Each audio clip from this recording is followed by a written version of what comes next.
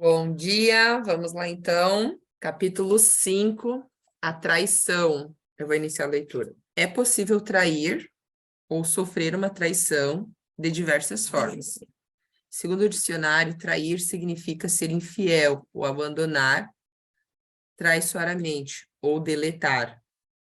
O termo mais importante que se associa à traição é o seu oposto, a fidelidade. Ser fiel é cumprir seus compromissos, ser leal e devotado.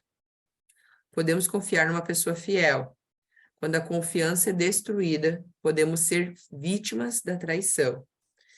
Essa ferida é despertada entre 2 a 4 anos de idade, no momento que a energia sexual se desenvolve, engrenando assim o complexo de Édipo. Essa ferida é vivida com o genitor do sexo oposto. A alma quer trabalhar essa ferida, atrai para si um genitor que terá uma forte conexão de amor e estabelecerá uma grande atração mútua. Logo, um forte complexo de Édipo. Segundo Sigmund Freud, criador da psicanálise, da teoria do complexo de Édipo, todos nós vivemos esse complexo, mas em diferentes graus. Toda criança, sobretudo entre 2 a 6 anos, apaixona-se pelo genitor do sexo oposto ou pela pessoa que desempenha esse papel, pois é nessa idade que sua energia sexual se desenvolve. Daí em diante, a criança passa a lidar com sua força vital, sua força sexual, a que representa sua capacidade de criar.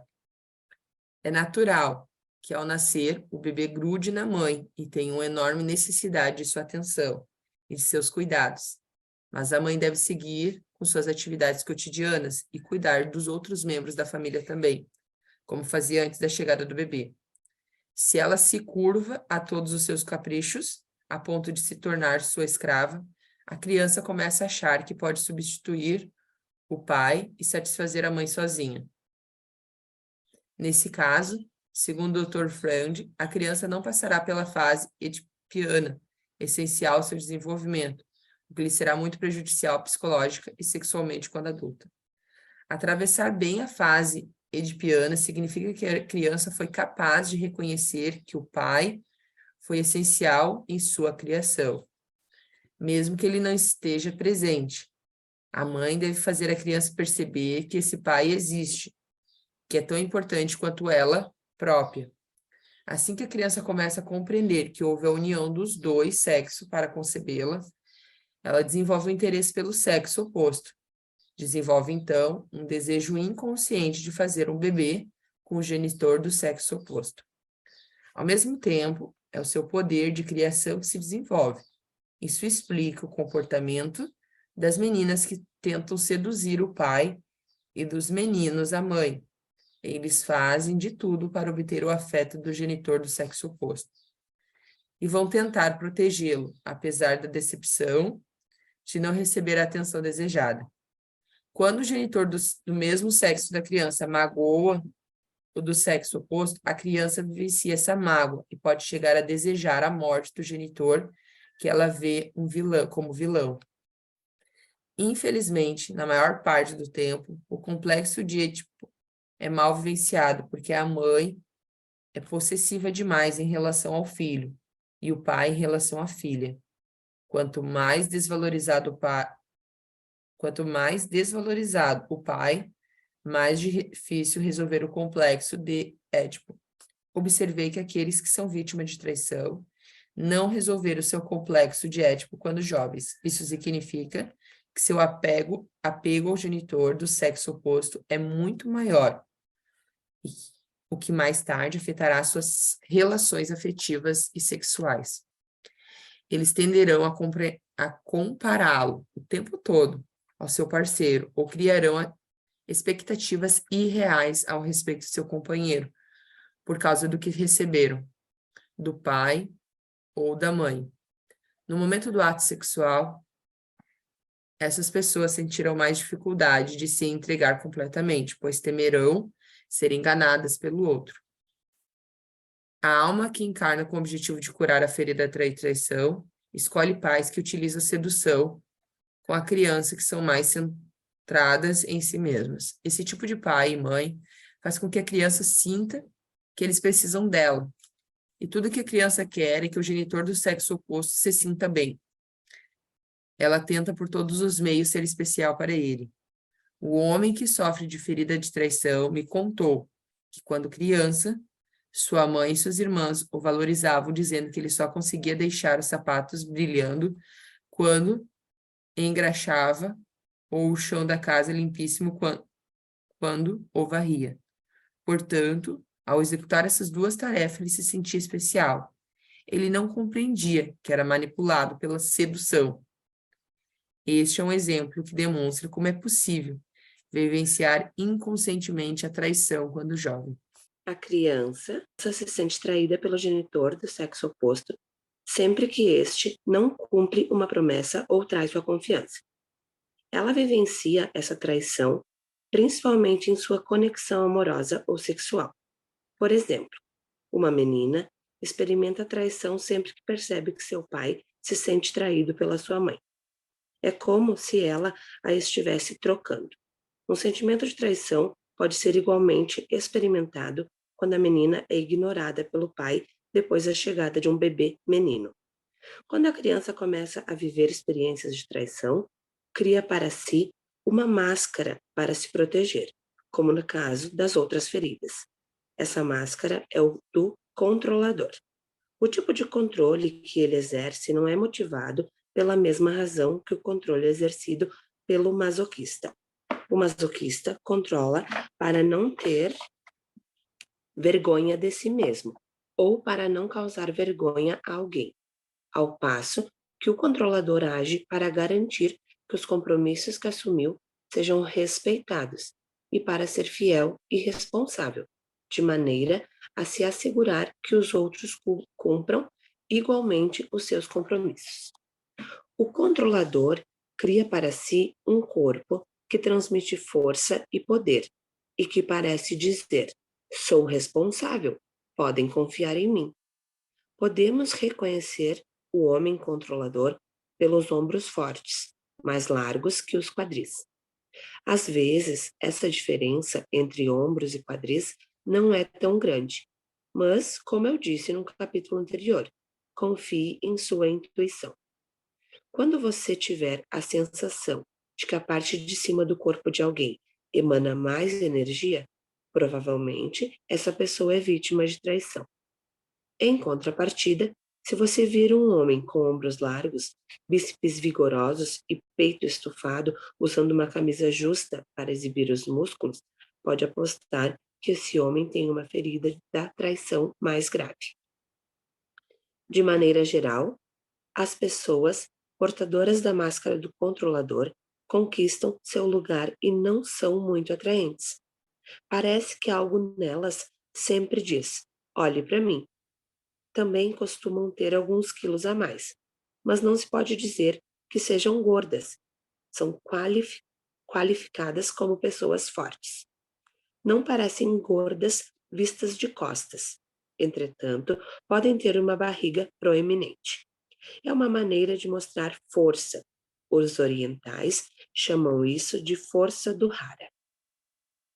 Quero deixar claro que o ganho de peso de quem quer que seja está sempre ligado a uma parte mental dessa pessoa que julga não ocupar seu devido lugar no mundo.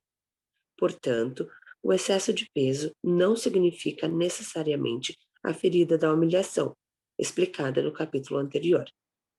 Para o masoquista, o peso é um meio adicional de se sentir humilhado.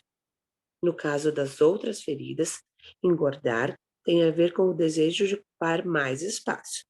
Observe que o escapista e o dependente, que são muito esguios, não querem ocupar mais espaço. Isso ajuda o escapista a se tornar menos visível e o dependente a parecer mais fraco, logo a conseguir ajuda. Quando o controlador olha para uma pessoa, ele tem o dom de fazê-la sentir-se especial e importante. Seu olhar é intenso e sedutor.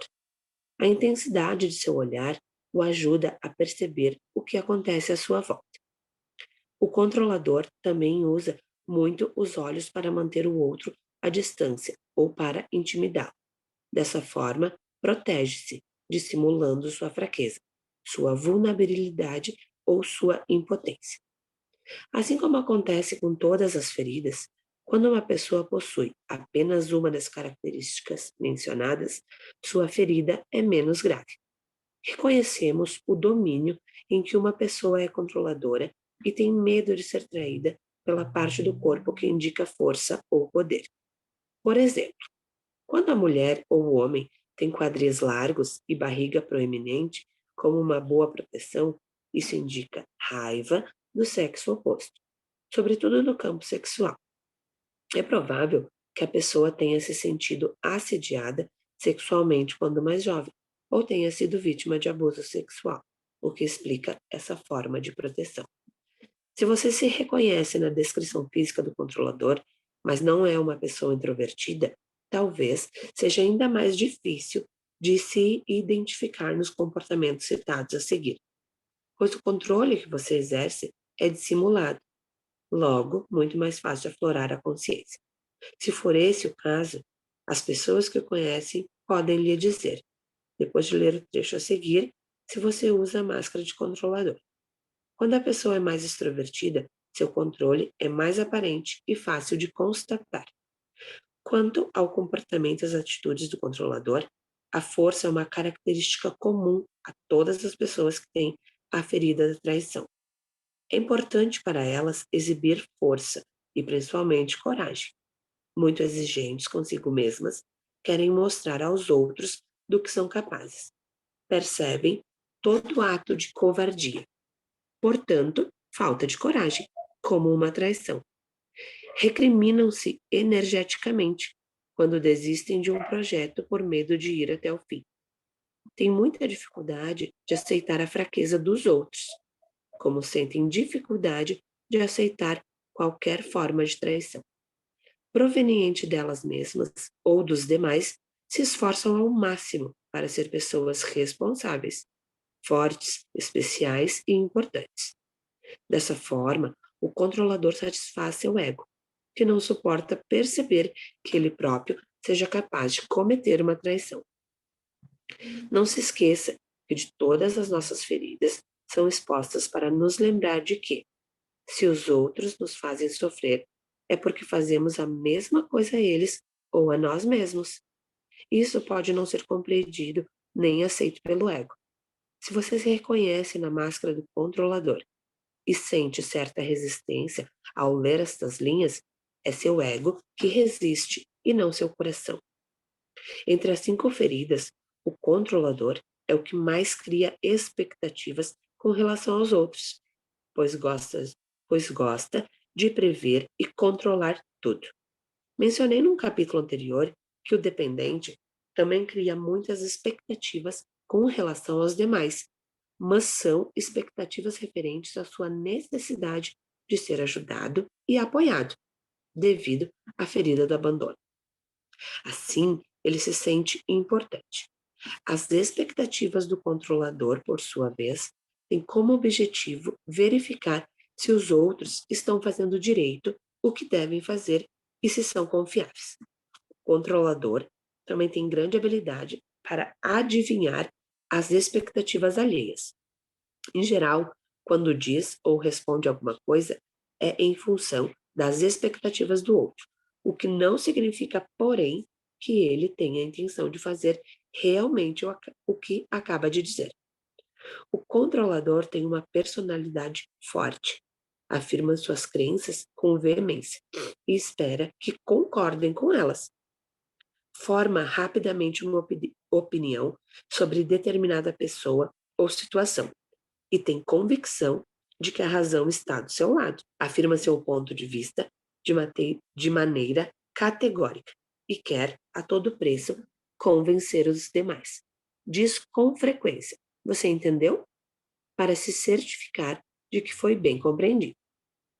Acredita que quando alguém o compreende, é porque está de acordo com ele, o que, claro, não é verdade. Perguntei a várias pessoas controladoras se elas se davam conta de que, Ao exprimir sua opinião, tentavam me convencer de algo, mas elas não tinham notado que faziam isso. Toda máscara tem um ponto em comum. No momento em que a pessoa veste, ela não tem consciência de que o faz. Aqueles que a cercam em contrapartida veem com mais facilidade a máscara usada por ela. A pessoa controladora toma cuidado para não se colocar em situações de confronto em que não teria o controle. Quando se vê rodeada de pessoas que considera rápidas e fortes, ela se retira, temendo não estar à altura. O controlador é veloz em suas ações, compreende ou quer compreender tudo prontamente, afligindo-se quando levam muito tempo para explicar ou contar alguma coisa. Interrompe com frequência e responde antes mesmo que o seu interlocutor tenha terminado.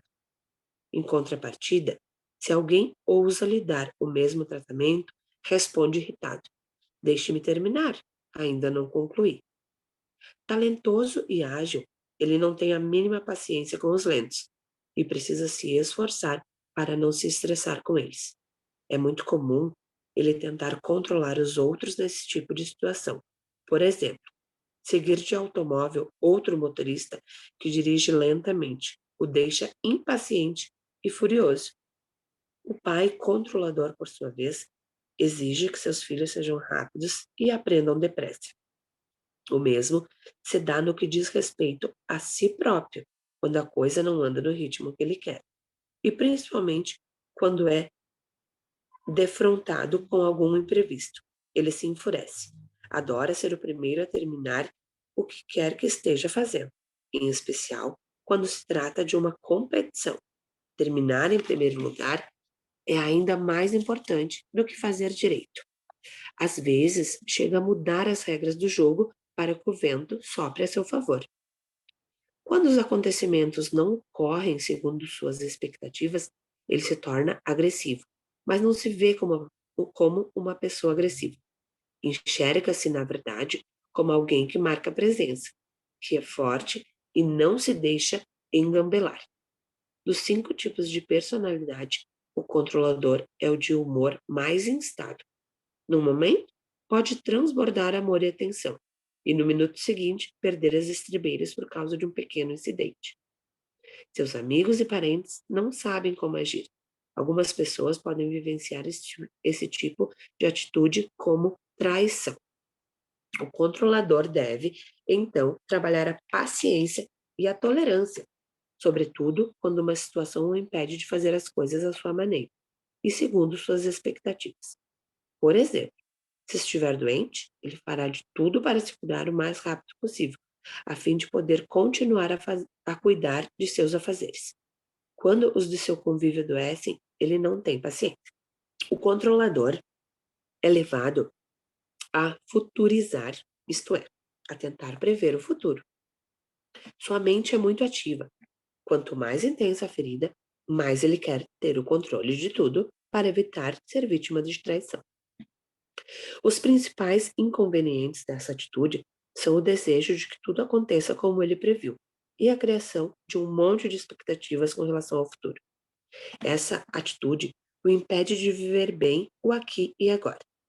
Por exemplo, quando está no trabalho, fica planejando as férias, mas quando estas chegam e ele embarca para longe, passa a programar seu retorno à labuta ou se preocupa ou se preocupa com o que está acontecendo em casa durante sua ausência.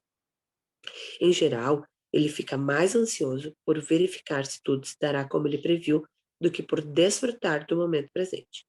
O controlador gosta de chegar com antecedência para garantir o controle de tudo. Detesta se atrasar e não tolera que as pessoas se atrasam, embora isso lhe dê outra oportunidade de controlá-las, tentando mudá-las. Fica aflito quando termina uma tarefa fora do prazo ou alguém lhe entrega um trabalho com atraso. Essa dificuldade é vivida em especial com pessoas do sexo oposto, com quem ele se enerva mais rapidamente. Como é exigente, é comum ele não conceder a si mesmo ou aos outros tempo suficiente para executar determinado trabalho. Para ele, é tão difícil delegar uma tarefa quanto confiar outro para realizar. Será levado a verificar, vezes sem conta, se aquilo está sendo feito conforme suas expectativas. É igualmente difícil para o controlador mostrar a alguém como fazer algo e esse alguém demorar para aprender. Ele não tem tempo a perder.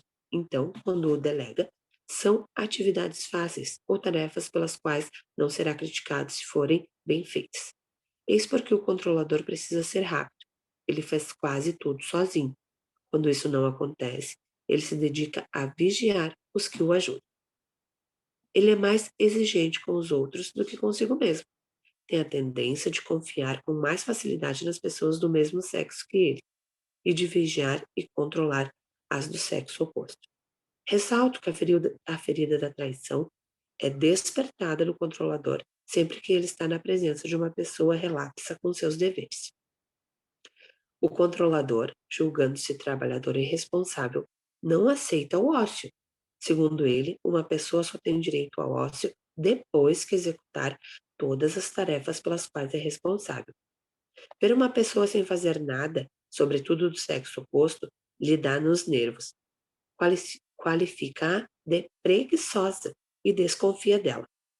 Ele sempre dá um jeito para que todos saibam que realizou, como procedeu e quanto fez. Assim, veem como é responsável e como podem confiar nele. O controlador detesta não ter a confiança dos demais.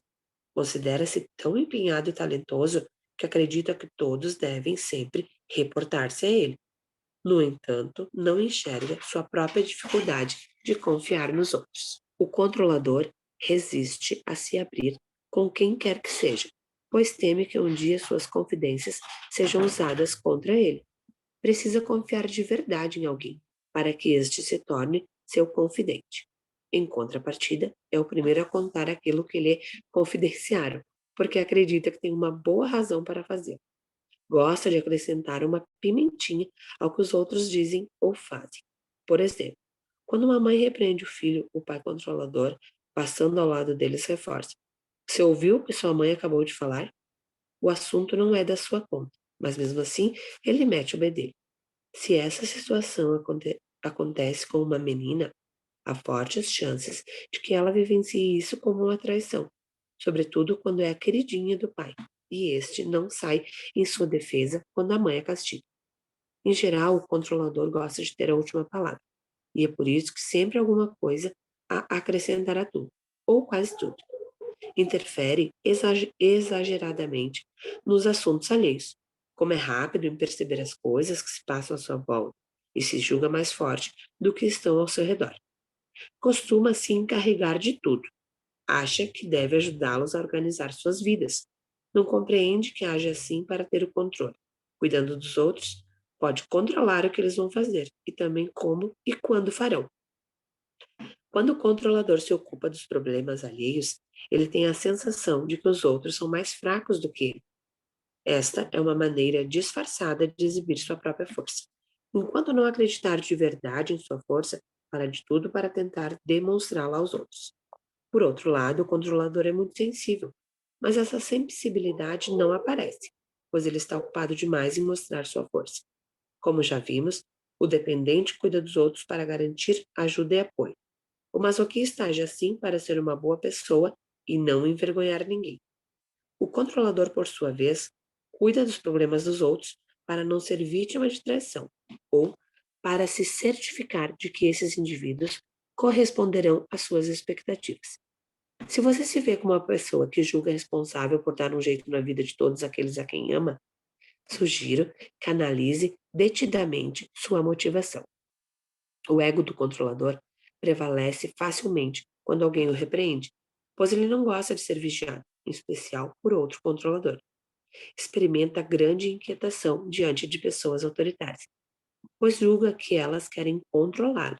Justifica-se e sempre encontra uma boa razão para fazer as coisas à sua maneira. Admite, com bastante dificuldade, seus medos e recusa-se a falar de suas fraquezas. Desde criança gosta de fazer as coisas sozinho. Ele quer fazer tudo do seu jeito, mas adora que os outros o reconheçam, o felicitem e, principalmente, notem o que fez. Ele evita mostrar sua vulnerabilidade, temendo que outra pessoa se aproveite disso e o controle. Gosta de se mostrar impetuoso, corajoso e forte sempre que possível. Costuma se guiar pela própria cabeça, diz aos outros o que querem ouvir, mas só faz o que quer. Eis um exemplo. Um dia, meu marido e eu contratamos um homem do tipo controlador para fazer uns reparos lá em casa. Expliquei-lhe o que queria que fizesse e por onde gostaria que começasse. Percebi que ele não estava concordando nem gostando que eu lhe dissesse o que fazer, uma vez que ele era o especialista. Tentou me convencer a adotar sua maneira de ver as coisas, sem levar em conta as minhas prioridades. Respondi que compreendia seu ponto de vista, mas que, considerando nossas necessidades, meu marido e eu preferíamos outra coisa. Está bem, respondeu ele. 2 dias mais tarde, no entanto, descobri que ele tinha feito tudo do jeito dele.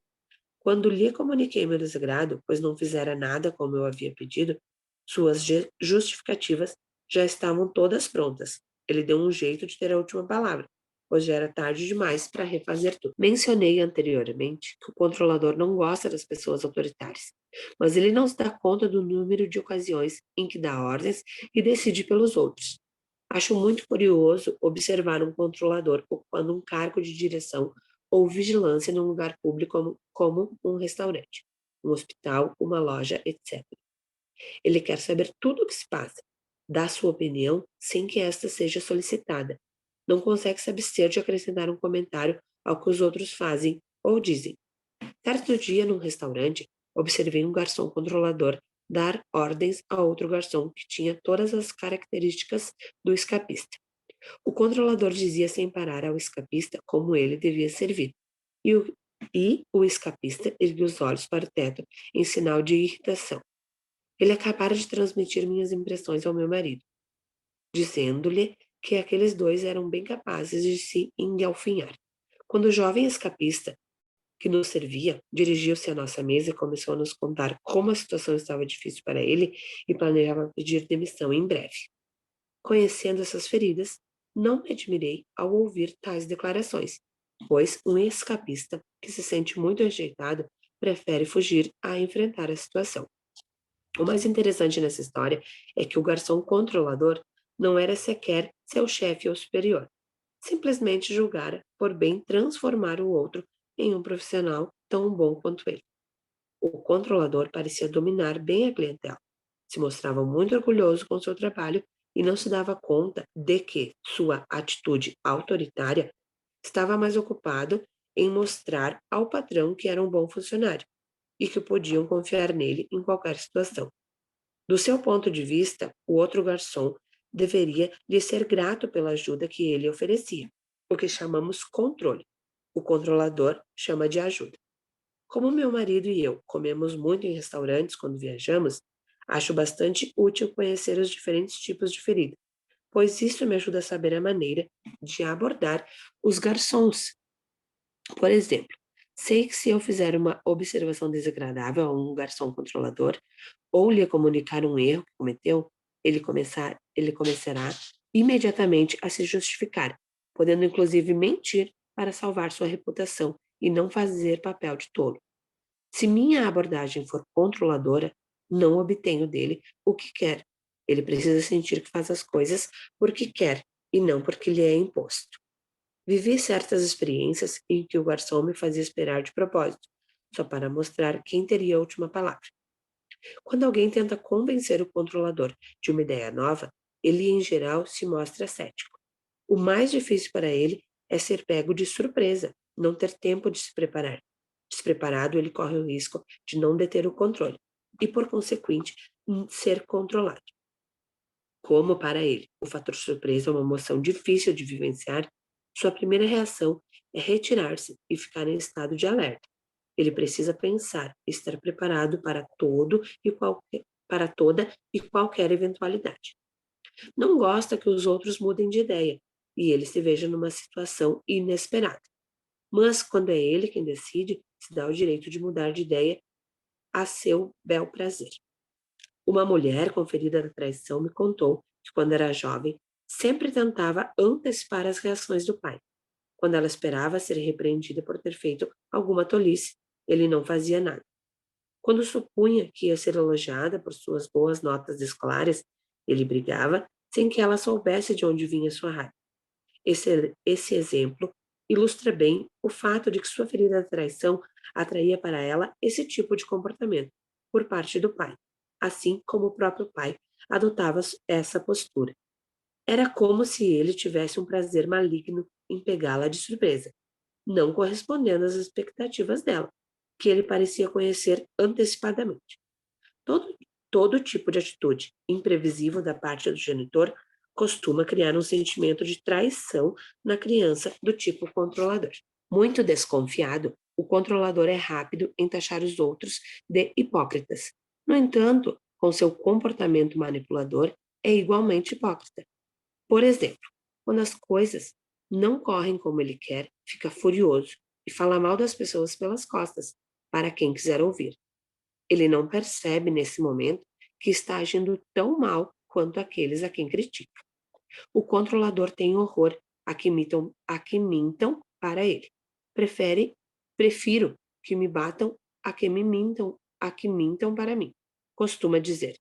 Ele próprio mente com frequência, mas acredita que no seu caso, as mentiras geralmente mais sutis são necessárias e têm um propósito. Por exemplo, mencionei anteriormente que ele percebe com facilidade as expectativas dos outros. Ele lhes diz o que querem ouvir, fazendo 1000 promessas. Infelizmente, nem sempre consegue cumprir com sua palavra, pois se compromete sem verificar se pode mesmo fazer o que prometeu. Arranja então todo tipo de desculpas, chegando inclusive a dizer que não se lembra de ter se comprometido. Para os outros, isso é recebido como uma mentira e vivenciado como uma traição. O controlador, por sua vez, não vê mentira em tal comportamento. Ele conseguirá explicar essa atitude do seu jeito peculiar. Paradoxalmente, tem dificuldade de aceitar o fato de alguém não acreditar nele. Se não confiam nele, acha que está sendo traído. É para evitar esse sentimento doloroso de traição que ele faz de tudo para que confiem nele. Em minhas oficinas, um grande número de mulheres se queixa do marido que as manipula e as domina, mentindo constantemente. Pude constatar que a maioria desses homens é formada por controladores.